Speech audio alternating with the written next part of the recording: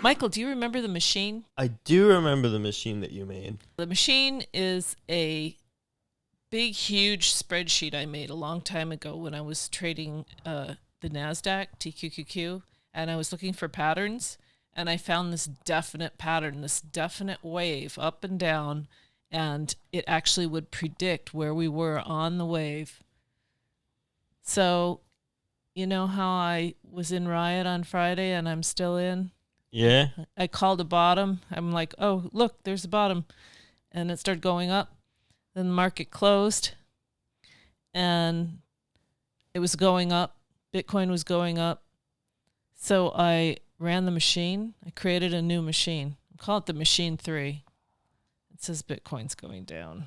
Yeah, I could have told you. And now it is going down. I was telling you that before, though. Yeah, but how? I told you not to get reinvested in Bitcoin, and you asked me, "Do you think this is the bottom?" And I sent you a text, and I said, "No, Bitcoin is going down." Okay, to be it's fair, going down more. Yes, but I sent you my text saying, "Do you think this is the bottom?"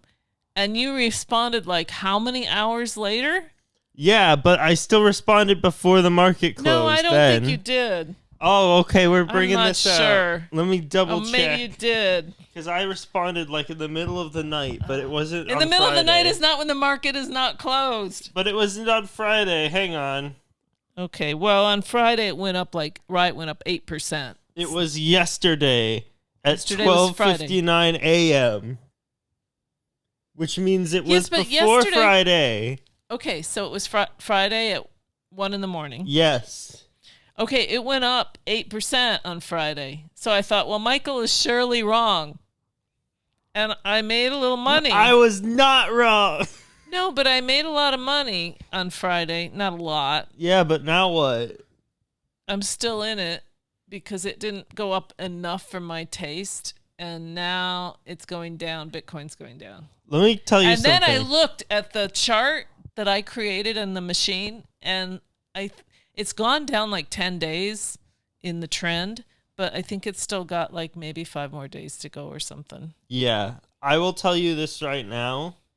I think being invested in Riot on the weekends is a bad idea. Yeah, I also forgot it was Friday. It's important because Bitcoin is a volatile stock, and it'll keep going like for 2 days as that time goes on. And in those 2 days, it could go up, it could go down. It'll probably go down at least once. Okay, but I have a theory about this. When I was working on the chart, I had Bitcoin data for 7 days a week, and I have Riot data for 5 days a week. And at first I thought, how can I compare these two? And I realized I could just delete the weekend data because it's kind of the same. Riot trades 5 days a week, but over the weekend, things happen to change the valuation of Riot. It's just not being traded here. So it's kind of the same thing. Everything is constantly in motion over a weekend. It's just that you're not seeing it on the American market. Mm-hmm. But it's still changing in value. Like that's why you wake up Monday morning and something's down 10%, you know? Right. Anyway, hi everyone. And welcome to the Call Girls. Nope. Hi everyone, and welcome to the Call Girls Investment Club podcast. I thought about telling exactly how the machine works on this podcast, and I decided against it. Why would you withhold this information from your viewers like this? Well, I can tell them what it's about to do, but I feel like it's something I created that's really special, and everything else I've ever told people on a Facebook club, kind of, they all started doing it, and then I couldn't profit from it anymore. And I feel like I could truly profit from this. But anybody could have come up with it if they just cranked a lot. It took me maybe 8 hours to create this spreadsheet on Bitcoin, even though I already know what I was going for. So doing homework is worth it, I think. Okay. In other news, you have news for today. Is what I'm probably going to bring up in there? Oh, are you gonna? No, I didn't. I can add a chart later, but are you gonna talk about that investment you told me to buy? I told her right at the bottom, I called the bottom on a stock. It was actually down that day, big time. It like was 3% or something. It was down. What's the name of the stock? It's Corsair Gaming, CRSR. And I said, why? Why do you think that's good? And you didn't I really told tell her me much. that I thought it was a good product. And the reason I thought it was a good product was because they basically what Corsair Gaming is, they do a lot of things. A lot of their stuff is computer parts. They build computer cases, parts that people buy for PCs, and what they really do, and this is what convinced me to get into them, is they do game capture devices, which is they own Elgato. And Elgato is basically like the standard game capture card that every YouTuber uses. And I've heard of it. Everyone and their mom wants to start a YouTube gaming show, and so this is the company that's profiting off of that. We're going to start a YouTube gaming show, Michael and his mom. Okay, then let's do that. Yeah, let's do it. You said everyone and their mom, and it's so funny because we're going to actually start Is that the thing you actually bought? Was a course? That's why it looked familiar. Of course. And that's what... Okay. When I asked you what triggered your desire into the stock, you never said what it was, but it was because we ordered that capture card. Yeah, and I told you it's because of the Elgato. Did I just not listen? Like no. Usual? Oh, yeah. You know, when I edit these podcasts, I'll watch and I'll be amazed at how Michael will say something, and I'll just completely not listen. This cat is totally digging on me. That cat is totally digging on you. Well, that's fine. You can. Anyways, I bought Corsair Gaming about 2 days ago. And you bought 2 market days ago. I bought options, it on right? Wednesday. I bought options in it for February because I believe early or late February, because February's in 2 weeks. Mid-February. So about 30 days. On the 9th of February is when they're expected to report earnings, and it'll be their second earnings report ever. And I think that one of two things is going to happen. I think either as the stock starts to get close to earnings, more and more people are going to want to jump on it and the price is going to go up, or they'll report earnings and then the price will go up. I have room for either in my option, and once I start seeing it go up when it gets close to it, I think I'm going to sell. I don't want to take the risk that the earnings turns out bad. I just want to make a profit and get out. And I think that's what my trading strategy should be for. You know, that's what options are all about, is make a profit and get out. Don't get stuck. Of course. But I am very impressed because even though I thought you didn't tell me much about this company, you know exactly when the earnings date is. You've got an option that doesn't expire till 2 weeks later. You've really learned a hell of a lot from me, or... I don't know. I didn't have any reason to get invested in the company other than, they're publicly traded. So you're already up in this option you bought. I am already up. It's up about 6%, I believe. Is it 60 or 6? Because I thought you had... I will check. So hang on. So should we keep telling them what your balance is? He started with $1,000. I started with $1,000. He's almost doubled his money already. After we first bought Riot, that went up to about... Hang on, this is one day. I need the 1 month chart. So after we bought the Riot, I did some small investing without doing anything in options, and my balance reached a maximum of 1,180.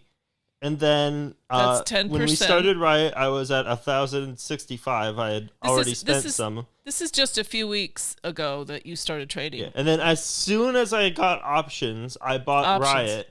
And then I bought really short-term options on Riot, which in retrospect was kind of the best thing I could have done. And accidentally bought them. I got up to 1,689. That's 60% return in the last few weeks. Then we bought Riot again and it went down. So then I went down to 1,479. Yeah, it's a bummer how fast you can I bought these new options, and then let me take a look at the Corsair thing. So you can turn it on to total profit for the number that you're on the options you're holding. Yeah, like Riot, Robinhood. You know, when I started this podcast, I was against Robinhood. I thought it was not going to work for me, and I like it better. So I bought them around the end of the 20th, And right on the 21st, That's they still Wednesday. yeah. So on the 21st, they still went down a little bit, but then they started popping back up, and they ended the day on a high. The next day, they dropped down at the beginning, and then Holy they went cow! way up. How did you figure? That is so well timed. They went way up.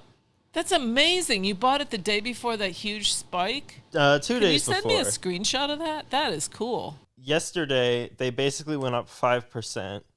And so my total return on that is, with the option, $133, which is 10%. So far. So far. Because you're still in it and it's the weekend. Yeah, and I'm going to be in it for the long term because I'm going to wait until February. And do you have on there the price that after the market closed? Is it up more? Because I do on it. I use a different app for that. I use the Stocks app that came with my iPhone. It says it went up an extra 2% after hours. Okay, so if it went up 2% and you have a 30-day option, that's probably the equivalent of 20% return. Yeah, so here's the after hours where it went up even more. And that's the stock. Not 2%, it was 1.5%. So that's about 15% more your option should increase by, possibly. Yeah. And I only could afford one contract on it with the amount of money I had, and it was almost all of my money, so it was a pretty big gamble, but I was just like, you know what? I just have a really good feeling about this stock, and I trusted my gut, and I went for it. That's another thing. You went all in. A little. You still have some cash, I right? still had $300. And the thing I've realized about options is that you don't lose all your money all at once. You lose it gradually. And the closer it is to the expiration date, the faster you lose it. So if you make a mistake with a longer term option, it's way less of a deficit. So because you can it's more forgiving. But as it gets closer, that's when you want to start thinking about selling it and taking your profit and getting out. Because the risk of options isn't a flat risk. It grows the longer you hold on to it. Yeah, like if you have an option that's out of the money, that's got a price that it's not close to, the people's hope of it ever reaching that as you get closer and closer diminishes. So not only do you lose the value, the extrinsic value, the subjective value of the option, it's kind of supply and demand. Who wants that? I feel nobody wants to buy it. I feel like even if it's in the money, a shorter term option still might not be worth it because people will make it. People just assume that long term options are worth more. Yeah, well, as you get within the 7-day period before it expires, the price just plummets as far as the extrinsic value. That extra markup plummets. Yeah, it gets closer and closer to whatever close to what it's actually worth. The actual value. And I think that it's better to make money off of that extrinsic.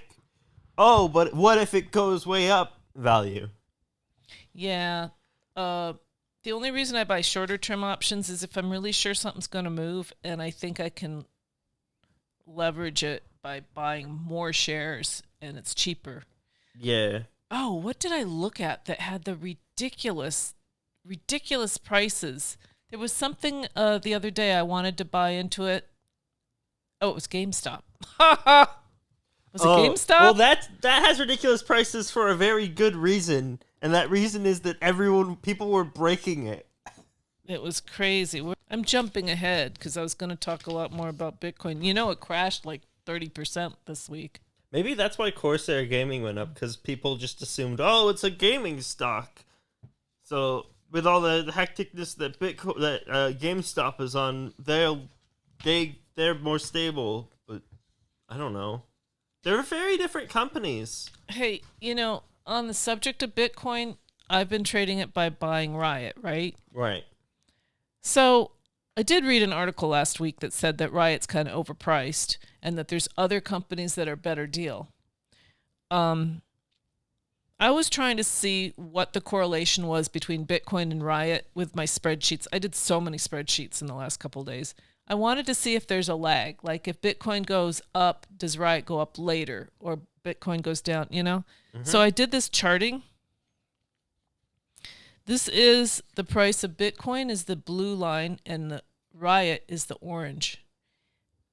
And in the last, I don't know what that is, month? That's about a month.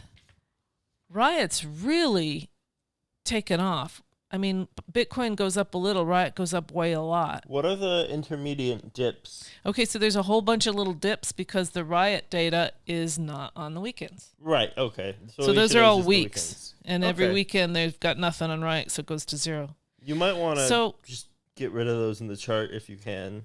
Nah, it's interesting. Okay. I don't know. I'm not going to do any more of this, but I don't like Riot, and here's why. I mean, at first I thought, well, maybe that's because they own a certain number of Bitcoins, and as Bitcoin goes up, it's exponential, their value. So then I thought, I want to find out how many Bitcoins Riot has.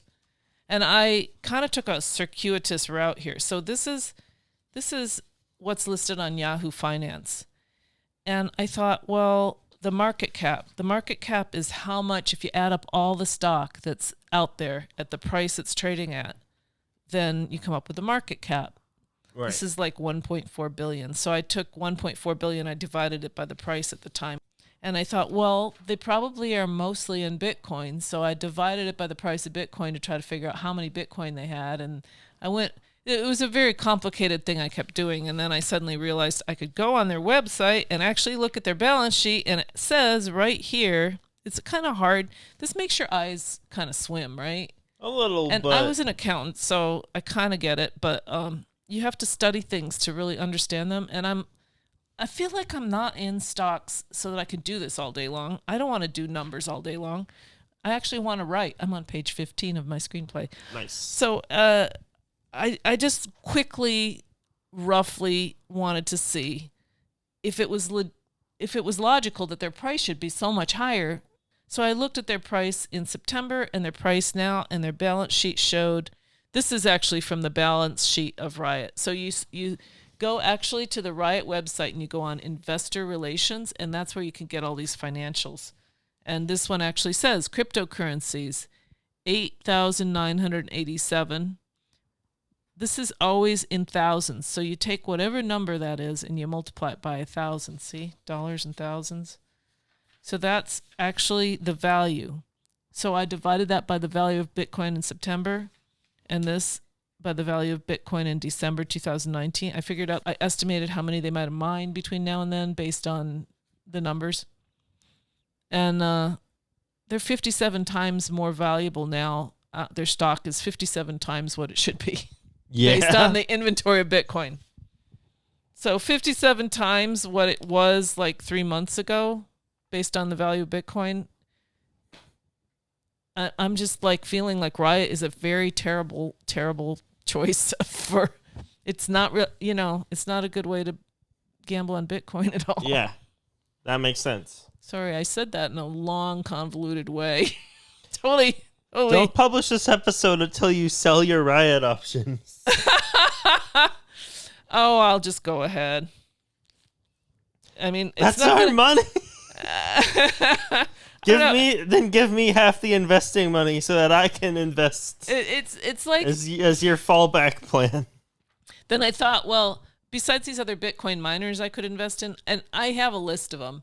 I'm going to look into them more this week, but I also looked into Bitcoin futures. You can actually trade Bitcoin futures on this Bitcoin futures market.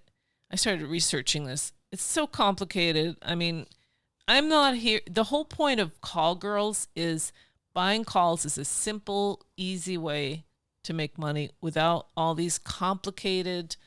I heard a guy on Options Action yesterday describing this somewhat complicated beginner strategy for trading options, and they talk about the parallelogram or the butterfly, the iron condor, all these things. They get rid of some of your risk, like you're only betting on a gap in the stock price. But if you're eliminating some risk, you're also eliminating some gain. So it's much better for me to just try to figure out which way a stock's going, how much, and go for that. Right. But you could study these things and learn different techniques, Yeah, Yeah. But I'm not trading stocks to learn how to trade stocks. I'm trading stocks on the side as a hobby because I want to write. I want to do fun stuff, you know? It's to free me. It's not to become a slave to the stock market. Here's this. This is another complicated thing with this Deribit futures market on Bitcoin, the move contract. It basically, you're betting on how much it will move.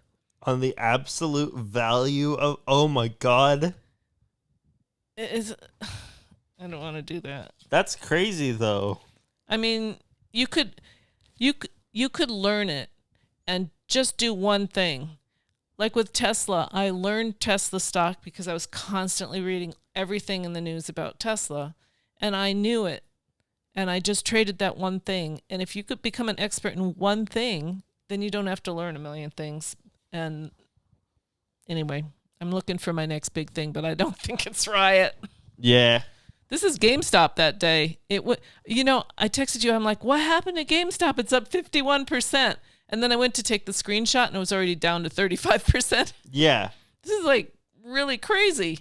So, when I was trading Tesla, there was this guy named Andrew Left at Citron Research that was trying to destroy Tesla. He was a short seller. Mm-hmm. That's why Tesla sold those shorts to mock Andrew Left. He was such a jerk. Sorry. I probably shouldn't say that, but he's a short seller who just exposes faulty stocks, but he picks somebody and he just, whenever he comes out with an article, he destroys them because he's respected by the community, right? So he destroyed Tesla 3 or 4 or 5 times. And every time he did, I'd buy the stock because I suspected when he came on CNBC to destroy the stock, that's his moment when he's going to buy it. And right. I'm pretty sure he did because that's how short sellers make money. They short it, then they hammer it with all the news. I'm shorting this because it's going to fail, So he did that to GameStop, which I don't think it's really that good of a company. But they just hired an executive from Chewy, which is this online pet food store, which I've bought things from Chewy. Mm-hmm. So that was the bit of news that triggered GameStop to have hope, So then these people on Reddit were just like apparently rabid about GameStop going up. Do you think it's because the people on Reddit are mostly these gamer guys? I don't know, because here's the thing: is that I wanted to talk about this as well, because part of the reason I invested in Corsair so much is because there aren't really any good gaming stocks that are traded on the stock market. Like What about Nintendo? Nintendo is a foreign company, so you can't buy options ADR. on them. Oh, you can't? Wait, you can't buy options on Nintendo? No, you can't. Oh, we went through this. I looked it up first thing. I remember. Yeah. Sony and Microsoft, you can buy options on, but they do a bunch of stuff that's not gaming, and so there's not. It's a very diverse market for them. And then frickin' GameStop has the opposite problem, where they're mostly limited to physical retail, which is something that's growing less and less popular as time goes on. That's why That's why they hired this executive from Chewy. They're trying to get more online. Yeah, because right now GameStop is in a weird place where it's basically the middleman of the games industry, and they're constantly getting cut out by all these other companies. I don't really see what their product can be. Is a middleman necessary? You know what I mean? So I don't know hiring this guy is going to help it. But But they're saying in order to make the stock worth this ridiculous price, because people really went nuts, they pick a stock, they'll talk about it on Reddit, and all of a sudden everybody on Reddit buys it, which kind of makes me think if I would just do that, I could make money. I could just follow what they're talking about and just buy what those guys are buying. Yeah. Corsair, on the other hand, they are prominent in the market that they're a part of. They're a somewhat niche market in that it's specifically PC gaming, but PC gaming is something that's constantly been growing bigger and bigger. Like, I think recently there was a news article Dan sent me about how... I'm so glad, because Dan you're sent making me a news game, article right? about how now, like, Steam is growing more popular than Xbox or PlayStation. Is this because it's an art form and more people are participating in creating games? It's not about the art form aspect about it. It's about people wanting more and more to play games on the computers versus versus having to buy the consoles for them. Well, it makes sense to not buy a console, but what about iPhones? Well, the thing is that iPhones can't really run most video games, especially because all games are trying to push the medium. Whereas PC gaming, if you spend your money on a super high-tech PC rig, you can basically play any game on the market, except for games that are specifically like only available on this console. But they're only available on a certain console, not because of design factors, but because they made a marketing of publishing deal. And marketing deals. Yeah. Wow. I am so happy that PC gaming's growing because you're creating PC games, right? Yeah. That's what I want to do, at least. Wow. Then you're in the right market. I was thinking it was a dying dinosaur. No. We've gone in a circle, haven't we? Didn't it start with PCs? Yeah, but I think PCs were always going to be niche. It was Nintendo who basically were like, hey, check this out, and they made video games cool again, or at least popular again. Wait, is Nintendo selling PC games? No. But you can play these games on PCs, right? Were the reason why video games were originally popular, and then game consoles became a huge thing, and that was how most people played games for a long time, and now people are slowly moving on to computers. And I think Corsair, they're right in the middle of that. They're the only stock on the market right now that isn't Nintendo, that is basically a gaming stock. Michael? That I think is something that's actually tied into a market in a way that there isn't another gaming stock that I feel represents that as a market. Michael, you have made such a great case for this. Do you think I am too late? I don't think I'm too late. I don't know. I don't think it's too late. It did go up a lot, but I definitely think there's room to grow. I don't know, because it's also a very new stock, and so there is potential, I think, for it to be overvalued right now, but we'll have to see. I think it's very promising, and I think that anyone who knows their stuff about the gaming industry would know that it's a very unique stock in that it represents its product in a way that not a lot of other stocks involved with gaming on the stock market do. What do you mean represents its product? As in, it's like if you're investing in Lay's, you're investing in a potato chip company. But if you invest in like Nestle, this is a bad example, but you're investing in a company that does a lot of different other things. So if just chocolate goes up, Nestle won't necessarily go up. But if potato chips suddenly get really popular, Lay's is probably going to go up. Okay, so Corsair, do they do just one thing, or are you saying they're the Nestle kind of thing? No, they're specialized particularly in PC gaming. Okay, so they're niche in the market that's actually going to go up. Yes, they're niche and they're in a growing market. And they're not one of these big, giant conglomerates that are not going to be affected by this gain in the PC market. Yeah, exactly. You actually can see a result. Yeah. I think that's my I might argument. actually just sell. Well, I'm definitely selling my Riot for now. That's my. I just came up with that just now, but that was me putting the thoughts that I had been thinking about in the past into it. You had a gut feeling before, and I kept asking you to put it into words, and you couldn't do it. And I was saving it for beautiful. The podcast. Yes, you were. Oh my God. Oh, I forgot to tell you though on GameStop. Okay, what about GameStop? This Andrew Left guy, he did a piece on it. He hated it, read it, went nuts, and loved it, and said he's full of shit. Then they started threatening him and his kids and his family. They hacked Citron's Twitter account. They hacked a bunch of stuff. Citron freaked out. He freaked out, and they're like, they're like, we're not going to comment on GameStop anymore. We quit. Oh my God. They're selling their short positions. I think that might be why it went up so much. Maybe like bailed. Yeah, because a ton of shorts were being sold, and that was the reason it went up, from what I could tell. That would have been him. He makes all his money on that. He probably lost a fortune. I'm just looking to see if there's anything else I can talk about other than politics. I don't want to talk about politics. I hate politics. It's making me miserable. Okay, so, here, the machine. So what I want to say about politics, I'm just going to take all these pages of politics and say this. Politicians mislead people. They lie. They say one thing during the campaign. They do another. They do stupid things. Right. They cost jobs when they're trying to do something good. They destroy economic things.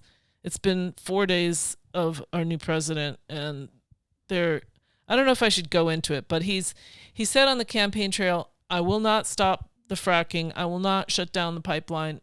But he also said, I will. So in the interest of global warming, he's doing all these things like rejoining the Paris Accord, and he shut down the pipeline. And the pipeline is basically Canada selling their oil to the U.S., and they're shipping it down to Texas to get refined where all the refineries are. And it's been millions, maybe trillions of dollars to build this pipeline. It's been decades. It's almost done. Maybe it is done. I'm not really up on it. And all of a sudden now they're shutting it down. So that's all wasted. All the hundreds of jobs of people doing the oil are gone. Tens of thousands of jobs. This was the first day in office.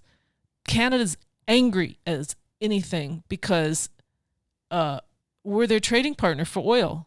They're really mad. I'm telling you a Republican perspective. I hope I'm not pissing people off, but if Canada is upset, Canada's mad. You've messed up bad. Yeah, I mean, it takes a lot to make Canada mad at America. That's not necessarily true. So there's that. There was that whole limo driver strike that I heard about that one time. What's this? It wasn't a limo driver strike. It was the day that it was like back in the 30s or something, where the Montreal police went on strike, and then the cab drivers and the limo drivers started going to war with each other. In Canada? Yeah. Well, they weren't mad at us, right? No, it was Montreal. Well, it was the limo driver, because they don't get mad very often. The limo drivers were taking over the airports. My impression of Canadians is they don't get mad, but they're mad. We're rejoining the Paris... that's a very inaccurate stereotype. I know, it's a bad stereotype. We're rejoining the Paris Accord. The Republican perspective on that is the Paris Accord is meant to reduce American emissions.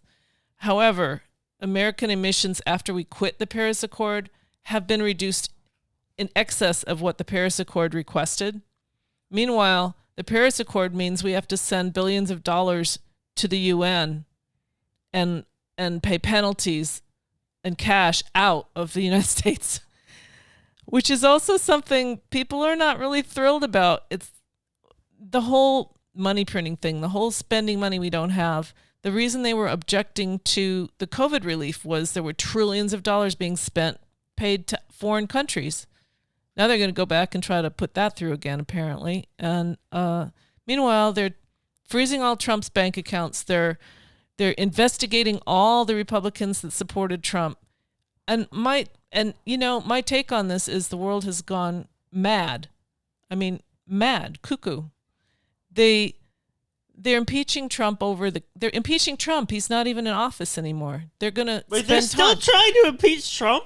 Yeah, they don't want him to be able to run again, so they're trying to destroy him. You can't. He's not the president anymore. I think that is an argument, legal argument. Why? This has never been done. Has this ever been done before? I don't know. I think it's been done once before, but this is the first president they've tried to impeach twice.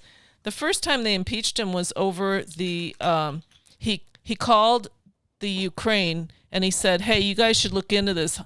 Joe Biden is crooked, and can you guys research this for me?" Right? And they said that was wrong or something, but it turned out it was all true, and the whole thing about impeachment the first time was based on a lie, and they're just out to get him completely. And I think it's a mistake, because if you're a Democrat, don't you see how nailing a guy up on a cross is what really makes him like 100 times more popular, in my opinion. We'll have to see how things pan out. I feel like Canada being upset at us is going to be a tipping factor. Oh, a lot of countries are upset at us already. It's been 4 days this guy's been in office, and there's a lot of countries that are angry.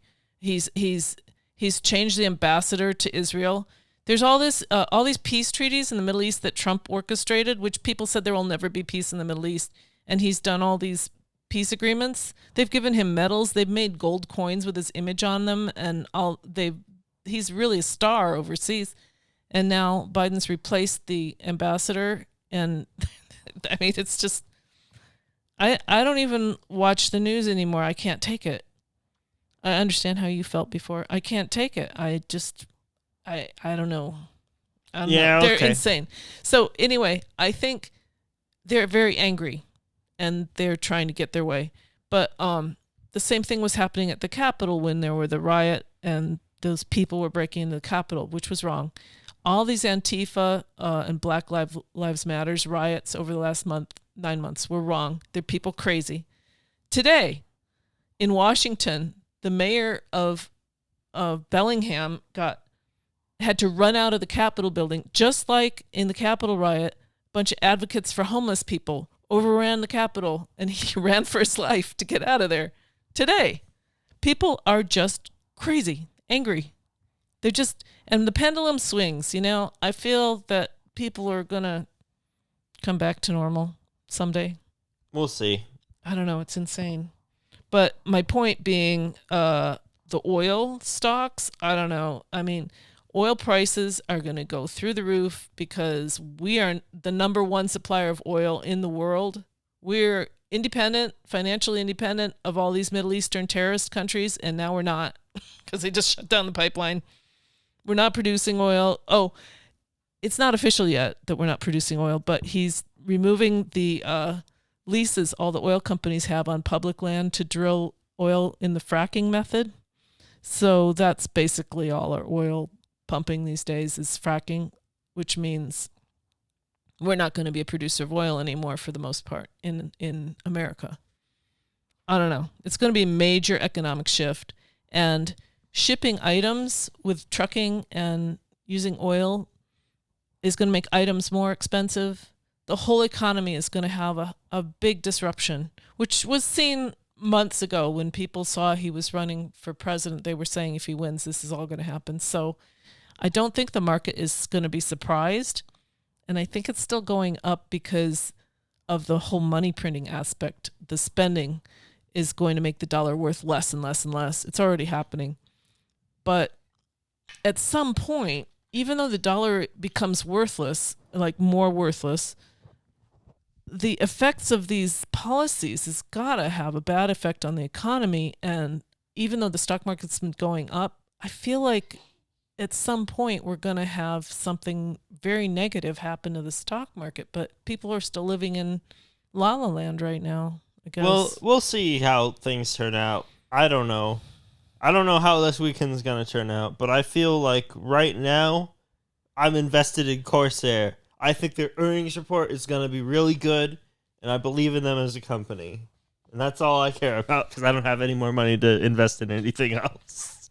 Well, unless you have some $3 options I could buy somewhere. Honestly, Jim Cramer keeps saying that our businesses in the world are very resilient. So we're going to have a great economic future, that everything's calm now because there's certainty. So he disagrees with me, but I just don't think people are facing up to all the repercussions of everything. I guess I'm looking way far in the future. Maybe. But anyway, I started day trading NASDAQ again because they did well, even though I said they're dead. But I think I'd rather do individual stocks. These ETFs, trading ETFs, is not something I think is a good plan for this year. All right. So I'm going to buy your Corsair. Okay. Let's say goodbye. Thank you, everyone, for watching, and we hope you've had a wonderful time. We hope you've taken some of our advice to heart and ignored the advice you don't agree with. I really can't believe how far you've come with knowledge in just one day. You telling me all this stuff about Corsair. I'm buying Corsair. What's the ticker? CRSR. Okay. See you later. All right. See y'all later.